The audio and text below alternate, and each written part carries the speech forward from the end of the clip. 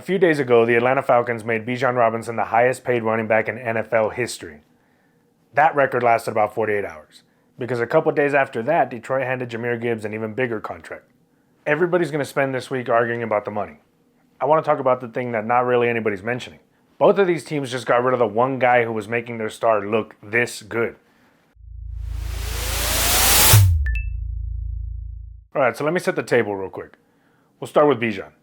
On Tuesday, he signed for 3 years and up to $75 million and about $22.25 million a year. That passed Saquon Barkley and made him the top paid back in football, and he earned it. The man led the entire NFL with almost 2,300 yards from scrimmage last season. Then 2 days later, Detroit one-upped them. Gibbs signed his own extension. 3 years worth up to almost $76 million with $51.5 million guaranteed. At $22.5 million a year, he edged Bijan by a hair and grabbed the highest paid title for himself. Same record, 2 teams, 1 week. But here's the part that's sliding right under the radar. Right before both of these contracts, both teams moved on from the star's running mate. Atlanta let Tyler Allgeier walk to Arizona, and Detroit traded David Montgomery to Houston. Those 2 moves are the whole story. Because a great running back season is never just about the running back. It's also about the guy next to him that takes the carries that would wear a body down. In Detroit, they literally had a nickname for it. Sonic and Knuckles.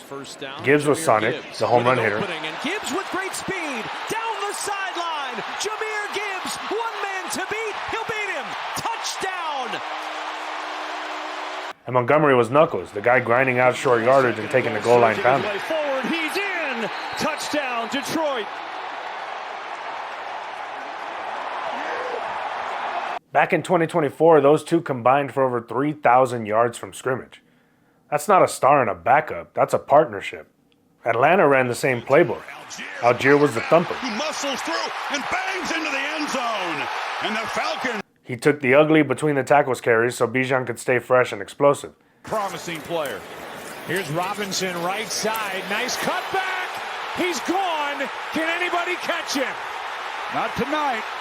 McCreary. Chasing, won't get there. Touchdown, Atlanta. 93 yards. That sidekick wasn't a luxury. He was a big reason the Stars stayed healthy and efficient in the first place. And now, in both cities, he's gone. So why would you do that? Why remove the guy who's keeping your star fresh right when you're about to pay that star a fortune? Well, it's simple. It's really how you afford him. Look at what Detroit did. Trading Montgomery pulled off 2 things at once. It cleared up cap room and it cleared up touches. Both pointed straight at paying Jahmyr Gibbs. The sidekick basically got turned into the money to extend the star. And this is where the quarterback quietly matters. A cheap quarterback gives you room to go build the backfield. An expensive one doesn't. Atlanta isn't locked into a big long-term quarterback contract right now, so they've got flexibility. Detroit's a different animal. They're paying Jared Goff $53 million a year, plus top-of-the-market money to Amon-Ra St. Brown and Penei Sewell.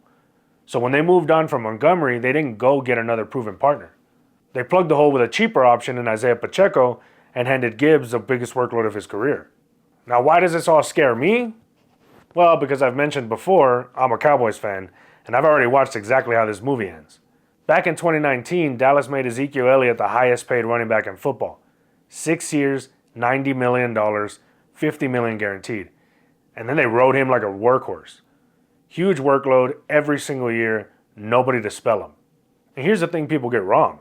Zeke didn't fall off a cliff the next year. He ran for over 1,300 yards the year that he signed. But quietly, every year his yards per carry dropped, from over 5 yards per carry as a rookie down into the higher 3s. And that cap number just kept climbing. Dallas ended up paying superstar money for a back the mileage had worn down. They ended up cutting him in 2023 and eating dead money to do it. That's the warning for Bijan and Gibbs. The danger was never the contract itself. It's the contract plus the heavier load with nobody really to share it. And real quick, one more layer, because this is a front office channel. A running back's numbers are partly built by his offensive line, not just his leg. So the smart money usually says pay the line, which makes any back look good, instead of overpaying the runner. Funny enough, Detroit basically turned Montgomery into a lineman. They got a starting guard back in that trade, then they paid the star runner anyways. Now, I know somebody's already typing in the comments, Saquon got paid and won a Super Bowl, so this whole worry is overblown. And that's fair. But look closer. Saquon had a monster offensive line and a full cast around him. And his deal was cheaper than what Bijan just got. So paying a back can work when the situation around him stays intact. But that's the exact thing that both of these teams are pulling apart. So here's where I land. Both teams paid the star and deleted the sidekick. The question is, who's going to be able to survive it? Atlanta at least has the cap room to go build a new backfield around Bijan. Their bigger problem is quarterback. Detroit is a scarier bet.